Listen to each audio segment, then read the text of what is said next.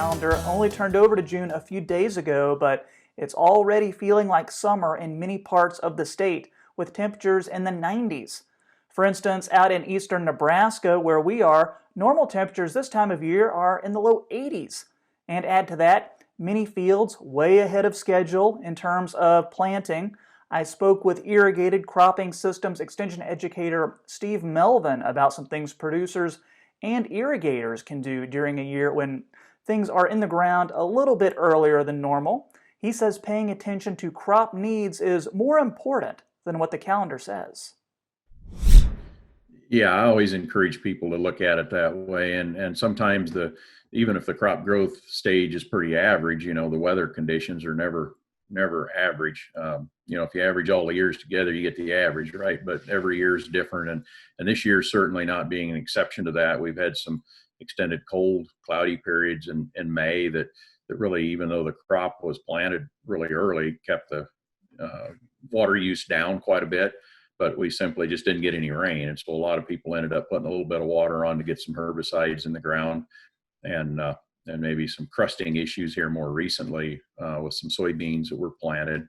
And so, you always need to kind of adjust accordingly. I guess we could have a debate whether, getting herbicide activated is actually irrigation or whether it's, part of the weed control program. But anyway, it's certainly got the pivots up and running and ready to go for the year. And also, when we were speaking earlier this week, you mentioned how you were headed out to the field. Just curious as to what are some of the things that you were looking for, and how is the data different this year than last year or in past years? Well, last year was such a wet year. Some pivots never even ran the entire season, and so we were more trying to find dry enough soil to get the crop planted. But this year, certainly it's been very, very dry. We had good moisture early, so there's a really good subsoil moisture there. Particularly some of the fields that were tilled were a little dry on top, and guys thought they needed to run a little bit of irrigation water on it. But you get down just a very few inches, and particularly in the no-till planted fields, the moisture was excellent all the way to the top. And so far, it's been a great year. We've had an extended dry period, but hopefully now we'll start picking up some more thunderstorms, to get some water. Recently, huge rains in parts of the state, and where I'm based at in the Platte Valley at Central City, we certainly had the water come up and the groundwater levels come up again and get some fields pretty wet just from groundwater. And yeah, in terms of soil water and soil moisture, how important is it to monitor that, especially in a year when the dates may be a little different? Well, I think it's always important, and the dates may be a little bit different, and whether it stays dry or it gets wet, and then even with thunderstorms, on one end of the section it rains, and 2 miles away it didn't. And so every field is different, and we just need to monitor the soil moisture, and soil water monitoring equipment is my preference of how to do that. But certainly ET, looking at the crop water use and a rain gauge can help a lot in that as well. But every field needs to have somehow monitor or try to estimate what amount of water is in the soil, so we know when to add some irrigation water.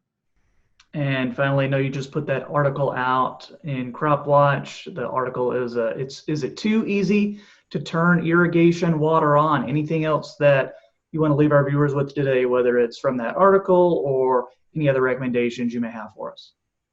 Well, yeah, the essence of that article was that, it's really easy, and, grab out your smartphone and open the app and push a button and start the center pivot. But we really need to keep in mind that, kind of my question in there was if you had to go to the bank and take out, 8 or 10 $100 bills and go out and feed those into the pivot panel, would you want a little more soil water data or something to make sure that you really truly needed to start the system? And that was kind of the essence of the question.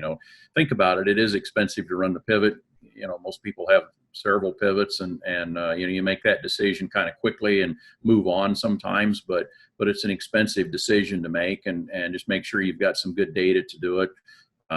Figure out what you're going to use this year now before we get into the season, and then use that data to minimize irrigation costs as much as possible, but yet get optimum yields.